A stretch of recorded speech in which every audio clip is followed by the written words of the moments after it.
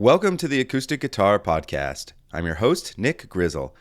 You've probably heard someone say, tone is in the hands. But what does that really mean? And what makes tone good?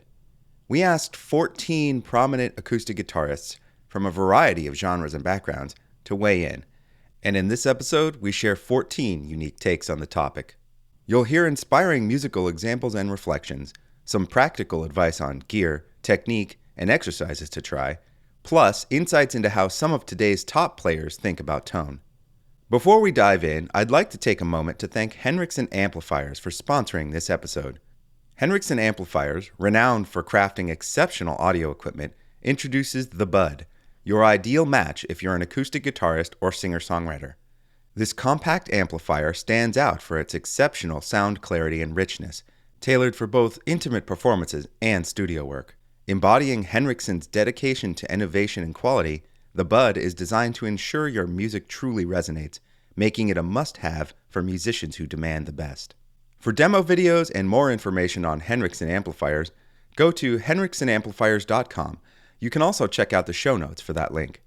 I'd also like to thank all of our guests who generously contributed to this episode: Sean McGowan, Chris Pierce, Eric Skye, Valerie Turner, Abigail Dow, Jason Vio, Ron Jackson, Maddie Whitler, Pete Madsen, Ray Zaragoza, Lisa Liu, Sarah McQuade, Tim Burch, and Amber Russell. Please be sure to check the show notes to learn more about each of our guests. Plus, you'll find a related article pulled from the Acoustic Guitar Magazine archives with even more tips on tone. Now, we suggest you grab a cup of coffee or tea, maybe a fresh notepad, and your guitar, and listen on for some tips on tones. To kick things off, here's fingerstyle jazz guitarist and music professor Sean McGowan.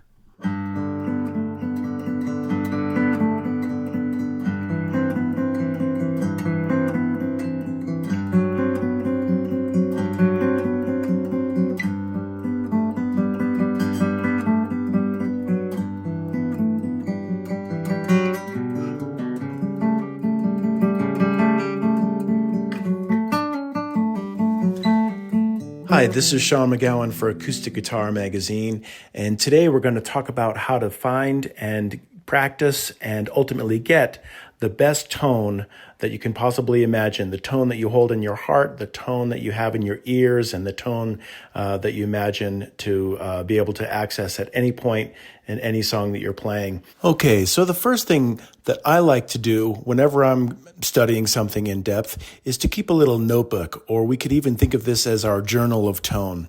And what we're going to do is use this little notebook to sketch down ideas and observations and comparisons. It's almost kind of like a scientific study, if you will, but we're just going to think of it as a deep dive into tone. One of the first things that you might want to start documenting is to kind of deconstruct all of the various parts of the guitar, because each part of the guitar contributes ultimately to the tone.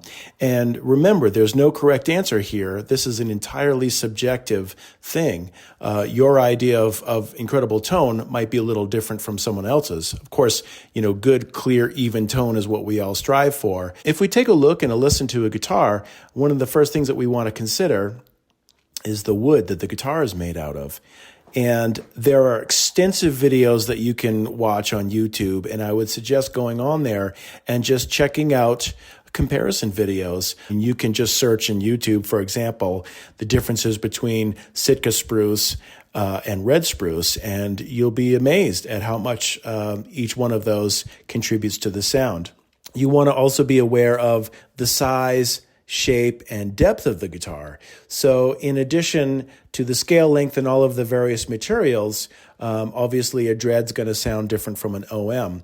And I think most people, especially when they commission a guitar or they go to buy a new guitar, you already have an idea of the type of guitar you want to play, whether it's a triple O or an OM or whatever it is, cutaway or non-cutaway.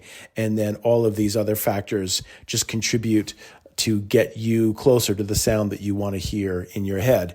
And I strongly recommend writing all of these things down in your journal of tone as you make observations.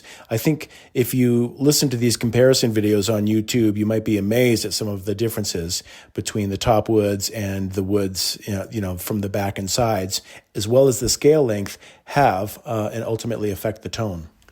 Another concept that's very important when going for a good solid tone is a consistently relaxed fretting hand. So that means whether that's your left hand or your right hand, if you're a lefty, you want your hand to be relaxed as much as possible on the neck. And your fingers generally want to have kind of a relaxed posture. Most of the time, the thumb will be right about halfway up the back of the neck, but don't be afraid to move it around when necessary. In fact, some people even like to use their thumbs to fret notes over the neck, and that's okay as long as it's comfortable. But the idea is that you want to keep this nice, relaxed, fluid posture and feeling. A lot of times over the years when I've observed students that have kind of a thin tone or a weak tone, it's because they're pressing too hard.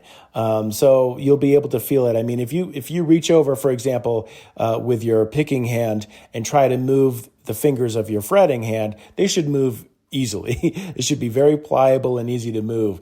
Sometimes over the years, I've reached over and tried to move fingers of my students, left hand into a new chord shape, and it's like I have to, it's like arm wrestling. I can't even get their finger off the fretboard. So that's a good indicator that you're pressing down too hard. Or if you notice the color of your skin, your skin changing color, that means that you're pressing too hard. So always go for a light touch, just as much pressure as necessary.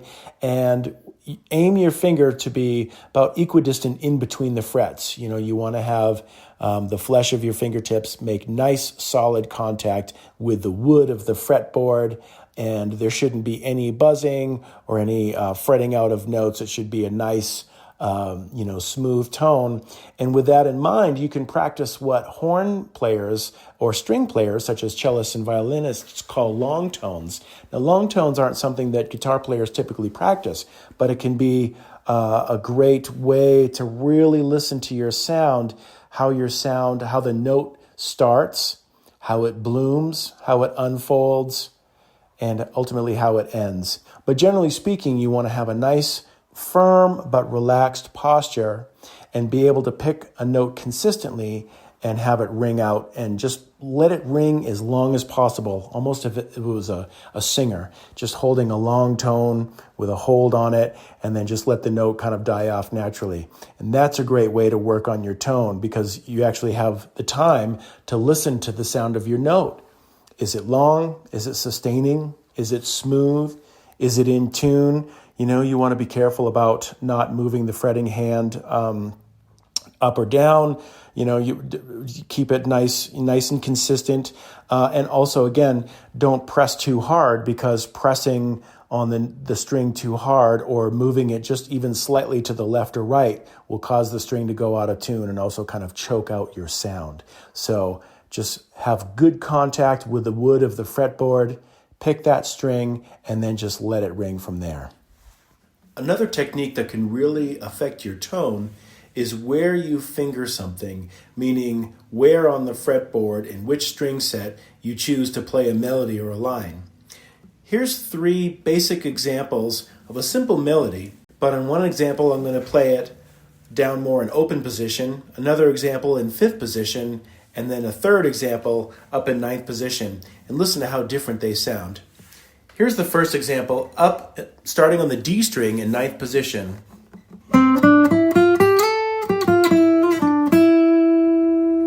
Here's the same thing played starting on the G string in 5th position.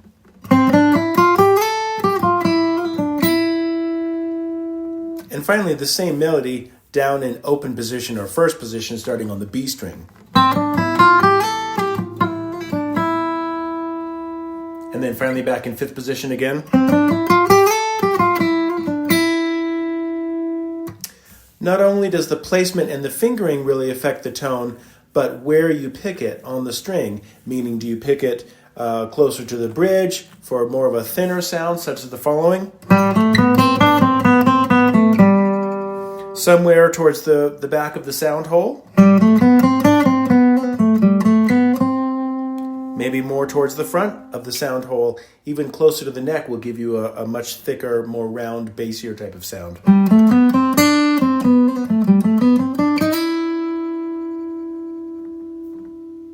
Okay, one of the most profound Immediate and actually affordable ways to improve your tone is by choosing the right pick for your style and for the sound that you're going for.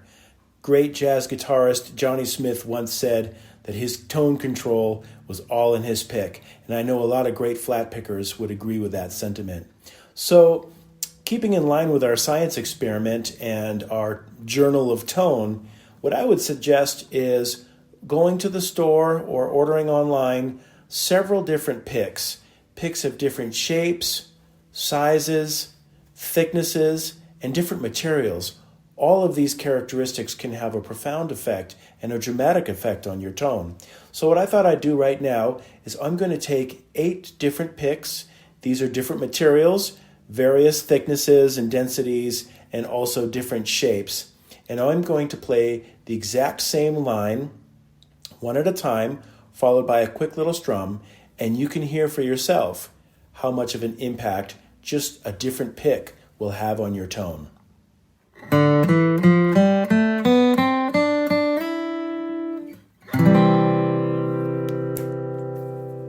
Pick number 2.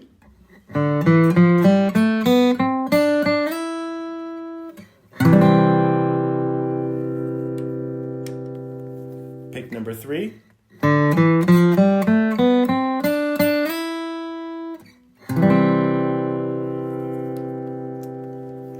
Pick number 4.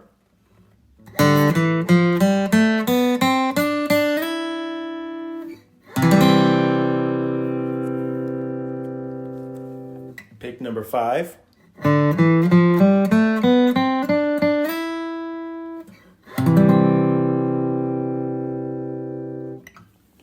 Pick number 6.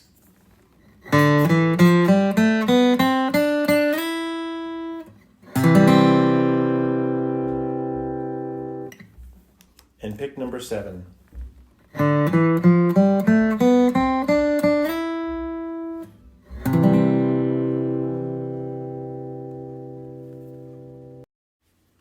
Another thing you can do in your practice and your quest for tone is to listen. And a lot of people don't really think of listening to music as active practice, but it is. Active listening could mean something like listening to the same song over and over again and, really analyzing the different guitar parts, the various instruments, the arrangement, all of those things. And we can also listen to a piece of music actively with regard to the tone. And so one thing that you might want to do on whatever your preferred platform of music is you could even make a tone playlist. Make a playlist of your favorite guitarists and their tone. And in your journals, you can write down, what it is about their tone that really speaks to you. Because again, it's going to be different for everybody, and what informs your idea of a good tone ultimately will inform your own personal sound, which is at the end of the day what we all want to strive for, your own unique identity and voice. So these are subjective things. Don't be afraid to write down your opinions in your journal of tone and make a playlist so you can really identify some of these key factors. Is this player, for example, if they're a flat picker and playing mostly bluegrass, are they, what keys do they tend to play in? What is do they have a darker sound? Do they have a real bright sound? Can you really hear the pick against the string, or is it a little less obvious, more subtle, very smooth? Do they use a lot of hammer-ons and pull-offs and slides in their technique, or is every note picked? All of those kind of analytical observations can really help you hone in on the tone that you're going for. Now let's hear from singer-songwriter Chris Pierce. I think that tone is about more than your hands and technique. To me, it's also about spirituality, soulfulness, and vulnerability. Some of the best players I know are some of the most spiritual people I know. They're also some of the bravest people I know, guitar players who are willing to risk it all and stand right on the edge of the cliff. I believe that those who have these qualities, they really let that good tone through. They know how to let it through. They can feel how to let it through. And they know how to tap in and recognize when the quality of their tone is making its way to the heart. Folks that I know with good tone are warriors for that tone. They fight for it, not against it. They live about it and dream about it and are never fully satisfied with it, always searching for ways to even better tone. Music is energy, and I believe that good tone is one of the most powerful gateways to emotion.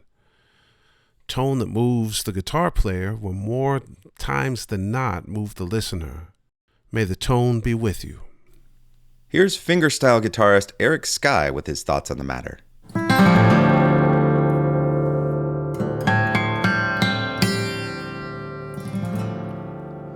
Hey, this is guitarist Eric Skye coming at you from my home office in Portland, Oregon. My good friends at Acoustic Guitar Magazine have asked me to talk just a little bit about one of my favorite subjects, tone production. So the old cliche about tone being mostly in your hands is of course true, but I think it's good to start a little further up the chain. I think it starts with your concept of tone, which of course is different for everybody, but I think maybe your first homework assignment would be to really sort of deconstruct what you're hearing. Just like if you're an aspiring chef, it wouldn't be enough to just sort of bite into something and ask yourself if it's good or not. You'd want to be able to think, is this crunchy and spicy and juicy and sweet and acidic and all of these things that we need to be able to sort of compartmentalize. And when we're listening to acoustic sounds, things you can think about is like, is it broad frequency spectrum? Is there a lot of low lows and high highs? And are those lows kind of muffly, or are they very clear? Are those highs very sort of crystally, or are they sort of soft? And think about the dynamics. Is there a lot of sort of peaks and valleys, loud parts and quiet parts, or is it more compressed? That is to say, more sort of overall even sounding. You can slowly start to really understand, not only what you like, but why you like it. So once you have a concept of what good tone is to you, the next thing to do is sort of develop the consistency in paying attention. I think it's easy to primarily be thinking about just trying to get the notes out, remembering all these sort of shapes and patterns. I think we're very visual creatures, and then just sort of trust that we have good tone because, we bought an expensive guitar, or we have fresh strings on it. But I like to get into what I think of as sort of singer's mind, where you're kind of, more one with your instrument, and you're conscious of the sound you're making all the time and how you're making it. So if you're a singer, you might be thinking about your breathing and your posture. And I'm usually looking for a sound that's sort of big and satisfying on its own and covers a wide frequency spectrum. I like sustain, and dynamics is probably the top of my list. So as far as some techniques that I think about when I'm trying to get a good sound out of a guitar, sort of number one is, how I hold it. I'm trying to kind of get it off my body, so I'm not, muting the back of the guitar or the top of the guitar. As far as the left hand goes, I'm always trying to use kind of a light touch. I always tell people that, you want to press down so you get a nice bell-like sound, but you really should be able to see light under your finger. A lot of times beginners will try to push the string down into the wood, probably make the notes go sharp. But most tone is really happening on our right hand. So with the pick, what I usually tell people is if I'm holding the pick, I'm sort of tilting the top part of it, that is the part that's furthest from the strings, towards the floor, maybe 10 degrees. I don't know, I'm just making that up. And then if it was a clock, I'm kind of rotating the pick sort of clockwise, maybe another 10 degrees. So in two ways, it's slightly on its own plane. And then my pick stroke is usually a little bit more down into the guitar and out and away from the guitar rather than just sort of across. So I'm going to play a note on my guitar here. I'm going to play E on the second string.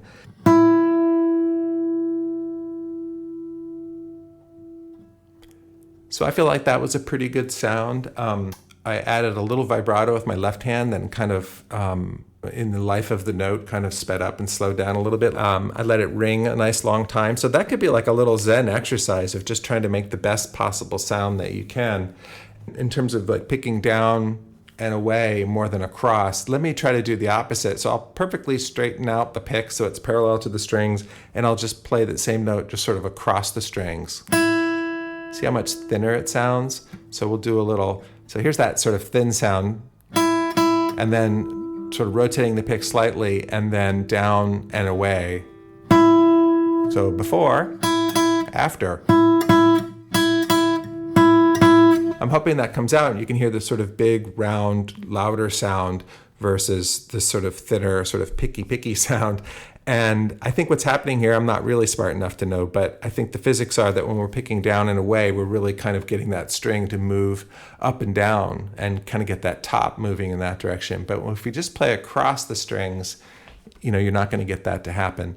Of course, at faster tempos, maybe all bets are off. But when I'm trying to make a nice big vocal sound, I'm always thinking about that. And with strumming, I'll just strum a little D chord here.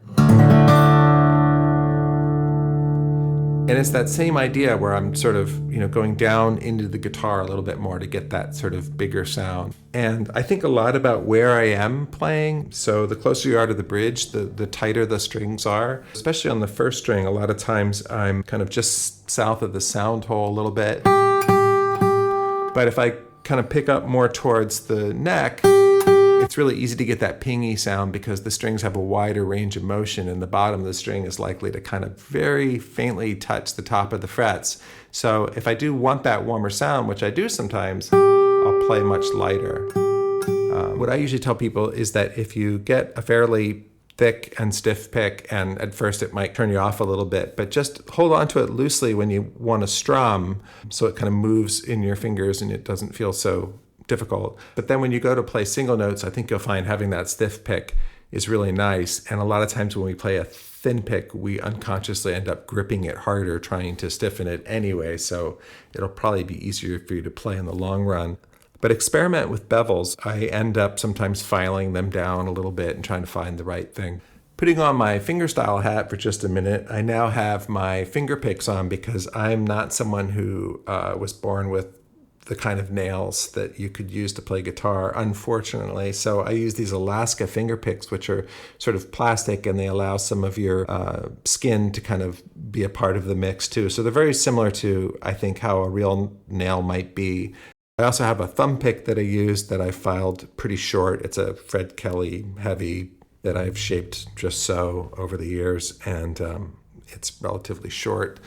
So when it comes to fingerstyle, I'm almost always playing instrumental music, so I'm thinking a lot about the dynamics. I usually tell people to try to start like in the middle of your dynamic range. Don't start, playing really hard because then you don't have room for the melody to sit on top. So if I play something that sort of feels like the accompaniment,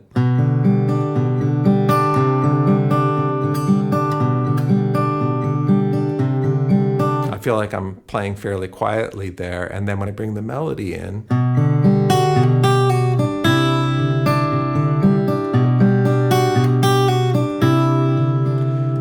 then that's sitting on top. And so the listener kind of understands where the plot is that they're following. So other than that, a lot of my fingerstyle thinking is just like with the flat pick. I'm thinking about where my right hand is in relation to the bridge and the sound hole, and the different kind of tonal variations that you'll have there. So let's finish up where we began, and remember that the important thing is to develop the ability to catch ourselves when we've drifted away and redirect back to just listening and paying attention to the sound that we're making and how we're making it. Next up, blues guitarist and educator Valerie Turner with her thoughts on tone and individuality. In reference to playing guitar, the topic of tone can mean different things to different people. And it's my opinion that your tone is unique to you, just as no two snowflakes are alike. You can strive to imitate someone else, and you might even come close, but I think that you'll always end up sounding exactly like yourself. And this is how we're able to identify many musicians after listening to just a few notes. Your attack and the subtleties of your timing are as singular as your voice or fingerprint. Different guitar models, string brands, and pickups produce endless varieties of sound, but your underlying tone will always shine through. You'll always sound like you, regardless of your equipment or any special effects. I once watched while Woody Man, a truly gifted musician who is sadly no longer with us, moved from a very high-end guitar to a real beater that happened to be out of tune and missing a string. And don't you know that he reproduced his unique tone on both instruments? Some of it was surely his skill, but I attribute most of it to a tone that only he possessed. His tone simply followed him from one instrument to the other. I witnessed an identical scenario with my main mentor, John Cephas, who was a great country blues musician who is also no longer with us. He sounded like himself, no matter what guitar he played, and so it is with us all. Your tone is inescapable. I think it's far better to embrace and develop your uniqueness than to try and imitate someone else's sound or tone. Here, fingerstyle guitarist and singer-songwriter Abigail Dow shares how she takes advantage of the inherent tone of her guitar with an unorthodox capo approach. I like a really warm, rich tone, and that's not always the way my guitar wants to sound. And I am a fingerstyle player, so I tend to keep my nails long and play mostly fingerstyle. And there are a few things that I do to play with tone. The first is the angle that I'm plucking the string from. I might make adjustments to the angle of my wrist or where I hinge at the elbow so that I can pluck the string more towards my elbow or upwards. And just that variation, you'll notice you get a different tone. And then how far out my wrist is, which would allow me to either pluck the string a little more from underneath the string or more like a rest stroke on top of the string, almost pushing down. You get a variation in tone there. So number one is the angle that you're plucking the string. The second thing that I'll do is where am I playing in relation to the sound hole? So playing close to or right over the sound hole is a little warmer versus pulling back and maybe closer to the bridge, getting something a little brighter. And I'll play with that so that I can almost create this conversation if I have something repetitive. So that's the second. The third thing that I'll do to play with tone is, where's my capo? I'm a songwriter. I like to use a capo, and one of the main reasons I use a capo is because I can hear the slight difference in tone, and there are certain places where I just really love the way my guitar sounds. On my guitar, the 6th fret is just this golden spot for me, depending on the chords I'm playing.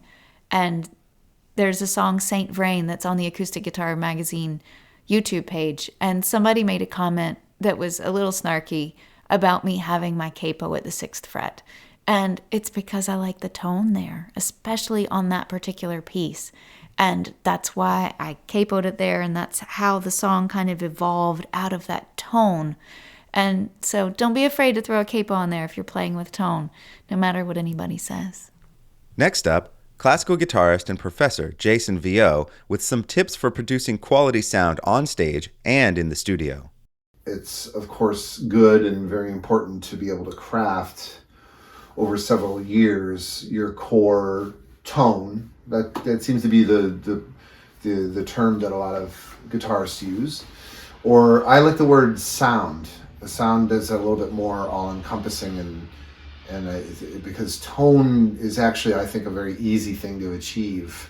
Getting a good tone is actually more of like a mechanics golf swing type of thing. If you have if you're taught a decent golf swing, that's more of like, there's more or less a mechanical or a technical thing in golf, and it's the same kind of thing with guitar. I mean, that's really just basically right hand position on the instrument, and this kind of thing, and basically as long as the nails that takes some time, some trial and error. The nail thing has to be set up, but the sound aesthetic, I like thinking of it as sound like a full and functional sound aesthetic, according to what aesthetic is sonically in your ear, which also develops and changes over time. The prevailing general aesthetic is like a 45-degree angle to the strings, this kind of thing. Kind of nice round, full tone. I don't like it to be all core and no. There should be a slight attack at the beginning of it, and that's usually what a lot of live players that are playing live for many years, understand. But the prevailing aesthetic is that a 45-degree angle to the string, give or take 10 degrees depending on your taste, is that should produce, just with the basic mechanics of it, if one is taught correctly with a good teacher, you're going to get a nice tone. But my advice to aspiring classical guitar professionals or aspiring professionals who are advanced players would be that once you have that firm foundation of good tone established and kind of gig tested in dozens or more performances over a few years, it becomes important at that point to then be able to modify your sound, tone, color, and hand position and hand nail angles, this rotation in the wrist, subtly, depending on the situation, such as, the venue. So what I mean about the venue is the venue size, the natural acoustic of the performance space. The more experience you have performing, the more sensitive you become to those things in a good way. And you modify, as I was saying, like if we just start from this 45 degrees to the string, right? And if you can get a good tone out of the open first string, right? Well, that's all classical guitarists know, that that's the hardest note on a guitar to get a nice round tone with, right? But the space that you play in over time with the more performance experience you have does begin to modify that slightly. Many players seem to stop searching and or experimenting once they find the initial, firm foundation of their tone. And, your ear and your musical instincts are actually the primary driver of this sonic information and feedback. So you want to become more open and sensitive to each situation. Like an easy reduction of what I'm talking about is this: if the performance space is really dry, little to no reverb, like a black box theater normally designed for theater production, usually it's better to favor your thicker,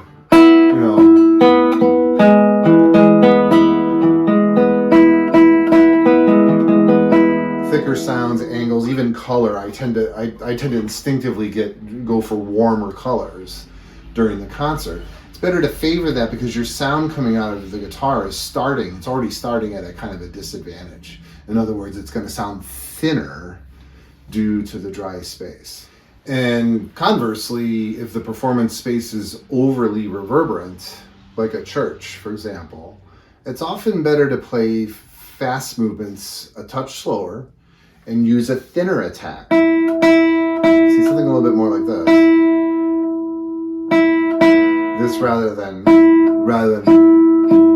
that kind of blanketed, warm, chocolatey sound, right? It's better to play anything that's going really, really quick a touch slower, and that thinner attack actually cuts through the echoey murk a lot better. Now, it's not going to sound the same to the player. That's the thing. It's going to sound different to the player because the player's ear is always right above the guitar. So initially, that's for younger performers or people that are less experienced live. That's a bit of a shock, right? But the reason this works is because the overly reverberant space is providing resonance and fullness, augmenting your au naturel sound. So you don't need thick, heavy tones, right, to provide the fullness that a dry space, like a black box theater, would necessitate. In a very wet space, you actually need a little more bite to cut through so people hear you better and more clearly. You're doing it for the good of the gig, right? Like the situation in the present moment. It's similar to public speaking where you speak a touch slower and you lean in a little on your consonants, your T's, P's, hard C's, that kind of stuff. Well, also for professional recording situations too, the space and its acoustic, the positioning and distance of the microphones, they also determine for your producer how thick or thin, loud or soft, your passages need to be in front of the mic, which is going to be much closer than any audience member would be in most cases anyway. It took a couple solo albums for me in the mid late 90s to really get into this reality that I'm supposed to be playing to the mic for recording, right? Not the space. I sort of came up as very much a live player in all sorts of different live situations, repertoire-wise, space, venue spaces, ensembles, solo, everything. So I had to learn for recording to cultivate my pianissimos right? Piano dynamics and pianissimos with a much thinner nail angle and be comfortable playing that way to the microphone, which is totally not how I would play, say, a concerto with no amplification. I'm kind of my right hand's definitely going to be putting a lot more pounds per square inch into the string live, right? In a larger space or with a larger ensemble.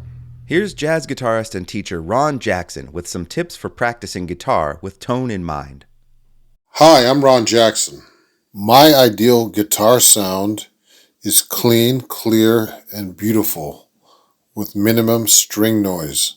To be able to play guitar like this, you need to be very conscious of your touch, which requires a lot of practicing and listening. Recording is the best way to hear everything because when you hear yourself on a recording, that's how you truly sound. I truly believe that tone is all in your hands. You should be able to pick up any guitar and get a good sound, no matter what the quality of the instrument is. I know this requires a lot of technique and discipline, but over time, it's a matter of mind over matter. There are so many acoustic guitarists whose sound I admire. John McLaughlin, Pepe D'Agostino, Leo Kottke, Paco de Lucia, and Andre Segovia. I recommend listening to yourself in a quiet room and hear everything that you're actually playing and practicing and be conscious of every note coming from your hands and fingers. Practicing like this, you'll truly become aware of your guitar sound and tone. Now here's flat picker Maddie Whitler with her reflections on tone. So I think for me, my ideal tone is full and clear and maybe a little bit bright. I tend to try to go for the roundest possible tone that I think will still have a chance at cutting through a full bluegrass band. And to achieve that sound, some of it is gear, a lot of it is technique, and a lot of it is studying the folks that kind of can get that sound who have come before us. But mostly it's just having a really, really clear picture or idea in your head of what that sound is. Yeah, I don't know if I think that tone is so much in your hands as in your head. There's definitely technical work to do in terms of learning to achieve all the sounds that are possible from a pick with a flat top guitar and to get the sound you want consistently. And nice gear doesn't hurt either. It's not hard to research the gear of your heroes or anyone and figure out what's going to sound good. But I feel like I sound like myself on any instrument I play. And I think that mostly comes from really focusing on having a clear picture of the sound in my head, even away from the instrument. Once you've done the practice and technical work necessary to make things feel easy, then having a clear picture in your head can kind of make the sound feel inevitable, regardless of what instrument you're playing.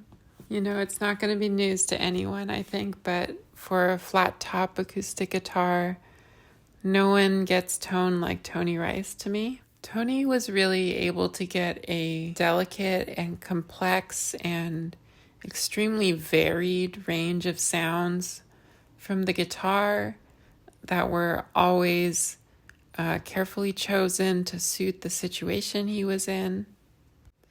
And it was like really the most nuanced, complex, respectful approach to bluegrass guitar that I can really think of, that I'm aware of. So I'm going to suggest that listeners, guitar players, try spending some of their practice time with earplugs in. This sounds a little antithetical maybe to working on tone, but hear me out. I think a lot of where players get lost in tone for acoustic guitar is in making their world really small, making their world the size of the guitar, and getting really distracted by controlling all the little pick clicks and scrapes and noises that happen when you're playing the guitar. And those are important to control, and those are part of the tone, of course, but that's not really where the meat of the tone is. So the idea is to try to put yourself in a headspace like you're playing out to a crowd or in a larger space or situation where you're going to have to project and get more of that big part of the tone and that sound. So I find that spending part of my time with earplugs in when I'm practicing really helps me to not get caught up in the little sounds and get past that a lot quicker and get into being able to manipulate the sound and relate it to the sound that's in my head, that really beautiful, clear sound. Hopefully that is in my head. Let's listen to blues and surf guitarist Pete Madson's demonstration on how picking hand placement affects your tone. Thinking about tone, one of the players I really respect and admire was John Fahey, and the way he got his tone, which I believe he used finger picks throughout his life. And since I don't use finger picks, I use a thumb pick. I have to try to sort of duplicate that sound, which is to me is a very stark sound. And to achieve that in some pieces, especially a slower piece, something like In Christ There Is No East or West, I would pick down by the bridge more. You can actually get a much more of a stark, crisp sound there.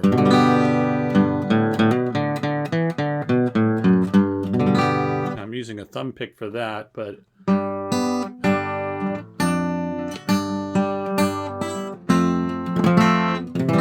just a combination of pick and fingers for that. And like I say, since I don't use finger picks, it's hard for me to get that crisp, stark kind of sound. So I have to pick back by the bridge a bit. Of course, you can alter your hand. Your right hand, to me, is your tone knob, as it were. And if you just shift everything forward,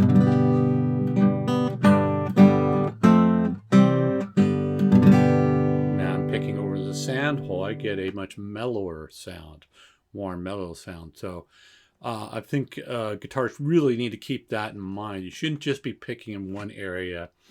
There's not a one-size-fits-all picking location, whether you're using finger picks or not using finger picks, nails, what have you. You're going to get definitely a different sound by the bridge, by the sound hole, and up by the neck.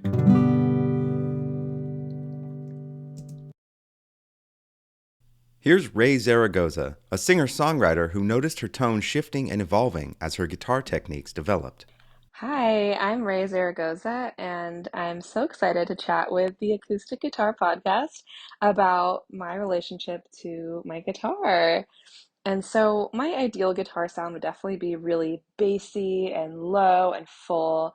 I love a guitar that feels like it's also a bass. And, when I play, I usually am playing solo or in a small duo. And so, there's rarely a bass or percussive element. And so, I really like to have a guitar that feels like it's also a drum, it's also a bass. And so, I really love that full, low sound.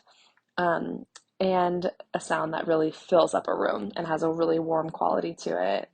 I definitely think that, you know, the tone of a guitar is so different based on who's playing the guitar. And it's not just about gear, but it's also about who's playing it and like the hands behind it. And for me, I definitely am someone who really loves to finger pick. I love to finger pick. I used to honestly never play with a pick. Even if I was strumming, I would just play with my finger. And so I really feel like that shaped my tone when I first was playing. I had a very kind of delicate and warm tone, but then as I've developed my skill and gotten really comfortable with a pick, and I love playing with a pick now, and it's a lot easier to do percussive things on a guitar with a pick, I feel like it's really changed the tone of my guitar playing because of the techniques I've used. So I definitely think that tone is in your hands and tone is in the way that you play the guitar, and whether you are using different techniques, whether it's finger picking or strumming or using percussion with your hands or whatnot. Definitely, I really admire Tom Emanuel and Ani DeFranco's tone and their relationships to their guitars. They are so amazing at using a guitar as a percussive instrument, and that's something that I like to do with my music as well, that I'm trying to learn how to do, and I'm so inspired by them. So those are two artists that I definitely admire so much. And I guess an experiment that I love to do with guitar is multitasking. I love to play guitar and watch TV. I love to play guitar and meditate, or play guitar and have conversations, which not everyone is down for. But that's something that has really developed my skill and my tone, because when you're on stage, sometimes, there's so many distractions. And if you are able to play guitar through all the distractions, it strengthens your skill and also strengthens your relationship to your instrument.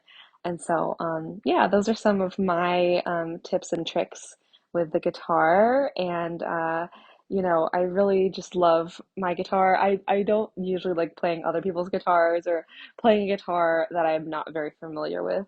That's kind of a nightmare for me. I've had times where I've forgotten my guitar and had to play a different guitar, and I really feel like it affected my relationship to the performance and to my songs. So yeah, it's all about that relationship to your guitar and developing it, and just really becoming one with your instrument. Jazz guitarist Lisa Liu explores how her tone is informed by the feeling behind the playing as much as the technique. My ideal guitar tone is when I feel really connected to the instrument and it feels like the guitar is playing itself. I think a lot of factors go into shaping tone. It's how first the guitar sounds, how it resonates. Does it have a fast attack? Does it resonate for a long time? Is the intonation really great? And depending on that, I will adjust my playing, and I'll try to dig in harder and see how the guitar responds to that, or play more tenderly. And I want a guitar that can really handle that dynamic range.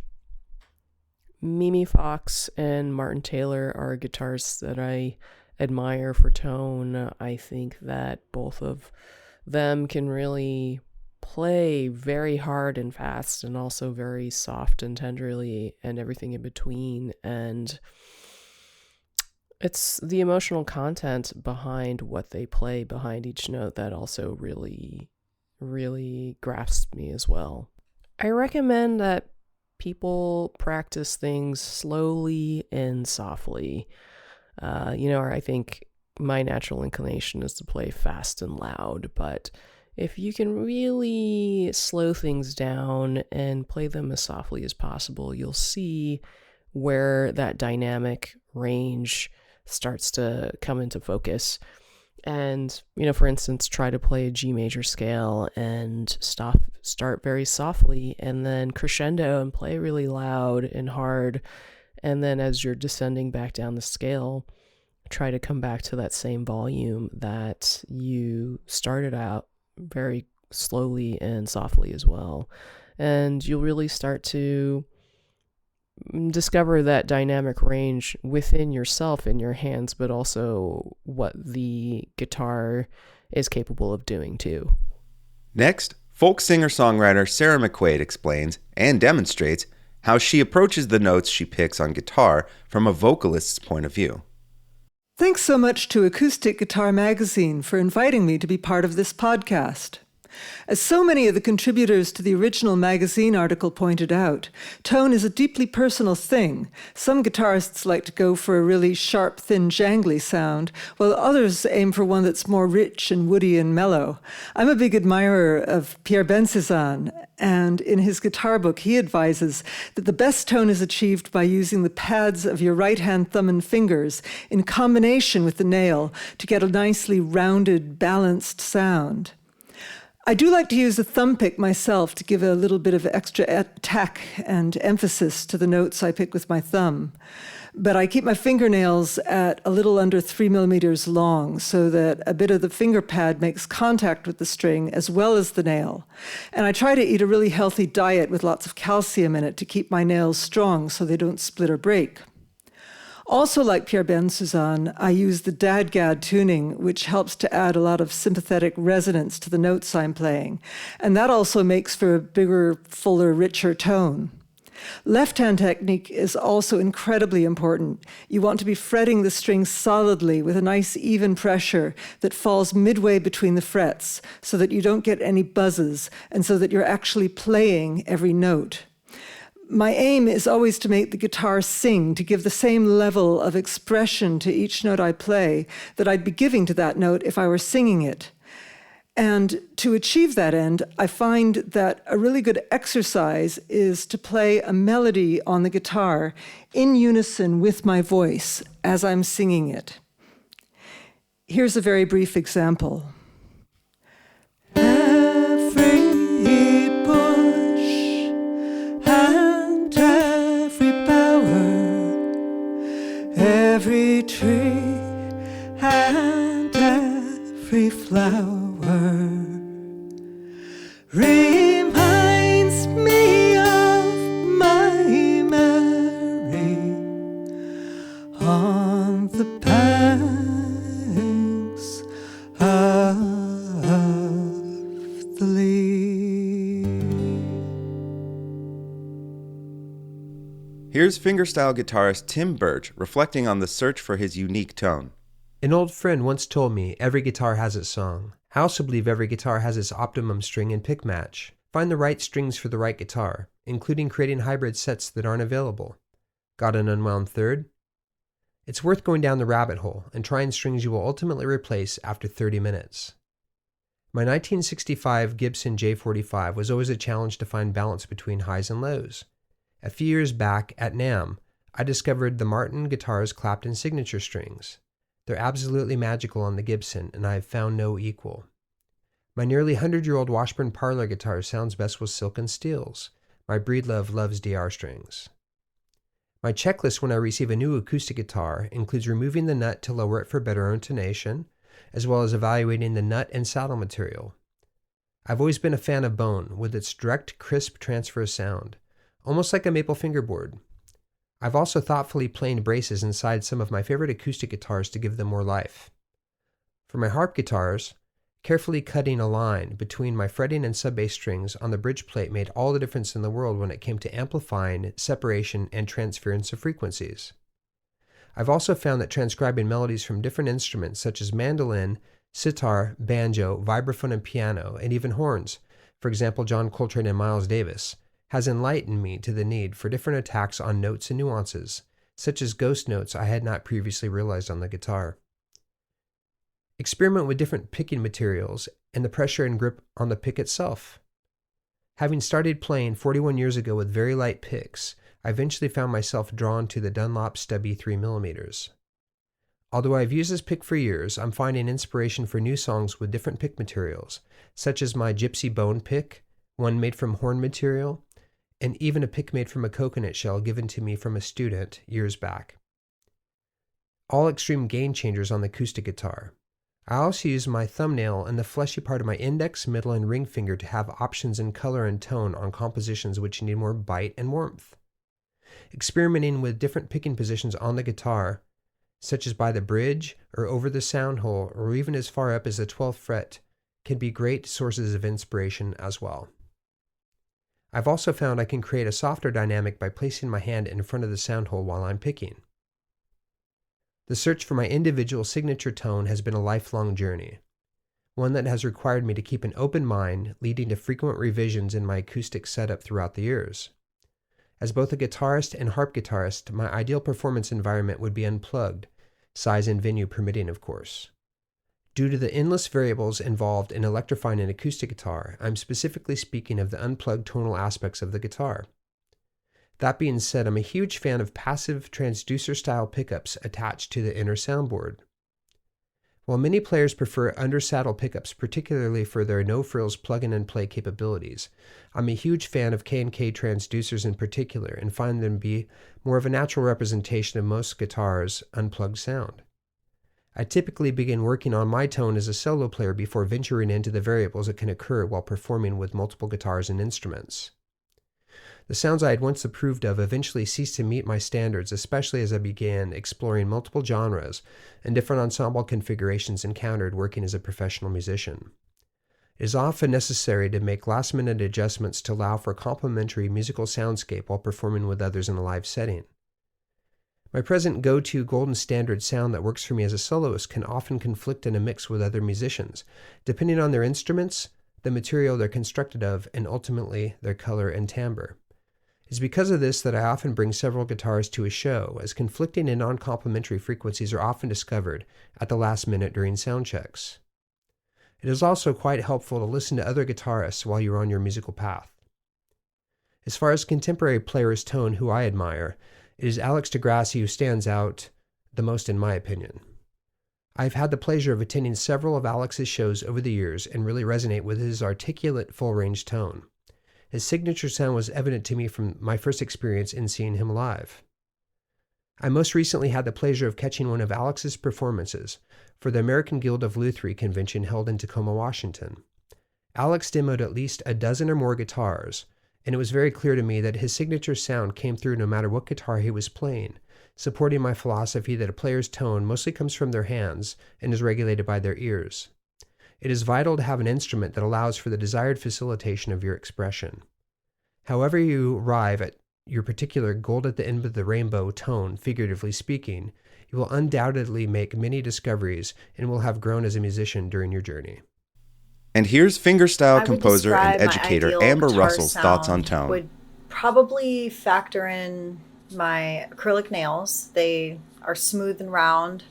It helps with playing without a pick. I don't think they're necessary to provide quality tone for everyone. Artists like Alan Google, he doesn't have nails and he has excellent tone and his harmonics are immaculate.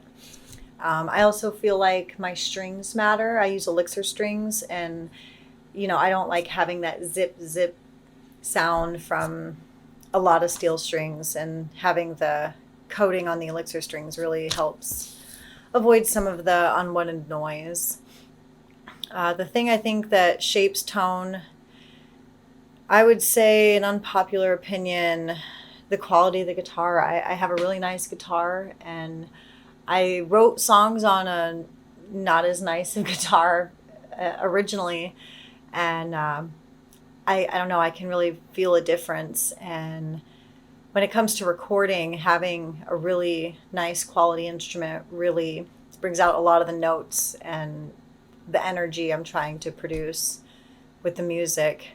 I also like, for me personally, having heavier gauge strings. I like having strong bass lines and having, just a lot of depth to the sound. Some guitarists who have really great tone, in my opinion. One is Peter Cialucci. If you've listened to any of his music, it's really, even just watching him play, it's very soft and dynamic, and it's really nice to listen to. Another one would be Antoine Dufour. I'm a huge fan of his. I've always thoroughly enjoyed his music, and knowing he these days does a lot of audio engineering, it makes sense. An exercise I would recommend to enhance tone would definitely be practicing dynamic. I think doing something steady and like bringing in very soft sounding notes, and then also knowing how to do some louder, more aggressive things without being too aggressive or too abusive to the strings. I think something like that could help people find their place with tone. The Acoustic Guitar Podcast is brought to you by the team at Acoustic Guitar Magazine. I'm your host, Nick Grizzle. The Acoustic Guitar Podcast is directed and edited by Joey Lusterman. Tanya Gonzalez is our producer. Executive producers are Lyzy Lusterman and Stephanie Campos Broi. Our intro music for this episode was the Prelude from Bach's Cello Suite No. 1, performed by Sean McGowan. If you enjoyed this podcast and want to support us, visit our Patreon page at patreon.com/acousticguitarplus, or find the link in the show notes for this episode. As a supporter, you'll have access to exclusive bonus episodes, along with other very special perks. And if you're already a patron, as always, we thank you so much for your support.